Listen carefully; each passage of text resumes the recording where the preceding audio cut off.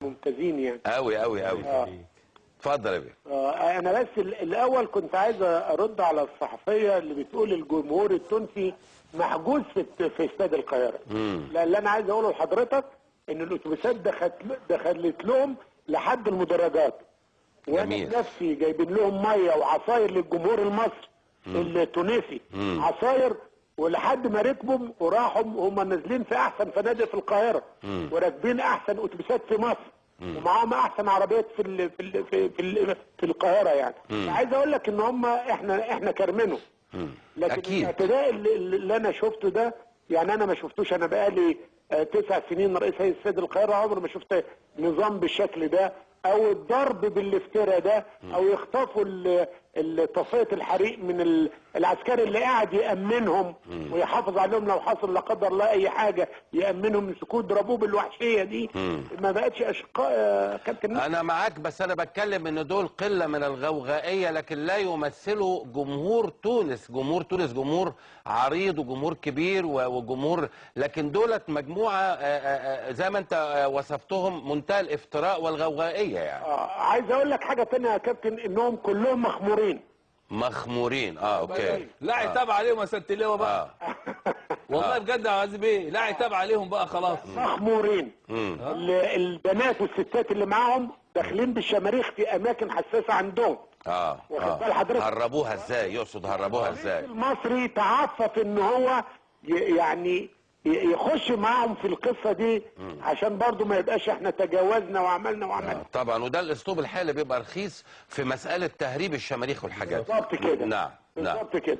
طيب التلفيات ايه عندكم يا ريس؟ تلفيات الكراسي ودوره الميه والبوفيهات والحاجات دي في حوالي 150,000 جنيه. لا حول الله. ويعني انا حزين لان انا شايف الناس بغل. وانا بقول القله اللي سيادتك بتقول عليهم دول مأجورين واخدين فلوس من اي حته تانية، لان نازلين في احسن فنادق وراكبين احسن عربيات ومش ممكن يكون الغل والحقد اللي عندهم وصل للدرجه انه ينيموا الناس النظاميين اللي عندنا.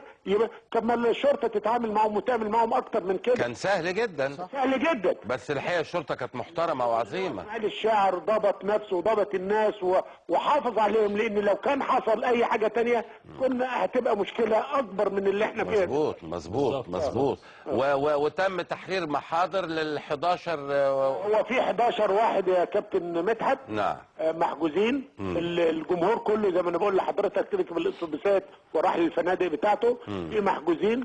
احنا عملنا محاضر والشرطه عملت محاضر. نعم. طبعا هيتعرضوا على النيابه ومصور كل حاجه، وانا عندي سدايه موجود فيها الولاد اللي بيكسر وبيضرب. نعم. يعني دي اكبر دليل. انت راجل ضابط شرطه قديم وعارف الكلام ده كويس. طب دلوقتي هتطالب مين بتعويض الخسائر والتلفيات دي يا عبد العزيز بيه ولا لسه ما كلمتوش؟ النادي الاهلي. لان هو اللي مأجر المباراه. النادي الاهلي مأجر. هو اللي مأجر. هو المسؤول. سياده اللواء لما نكسب هناك هندفع ما تقلقش. لا، يطلب من الاتحاد الافريقي من التونسي ده يدفع الفلوس دي يا فندم.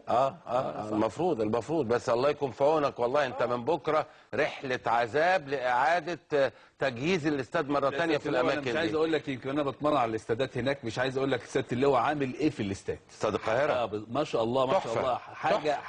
حاجه تشرف سياده اللواء والله. ربنا يخليك يا كابتن. دي حقيقه. الله يكرمك. يعني كان الله في عونك، وبنشكرك على المداخله الجميله دي يا عبد العزيز بيه.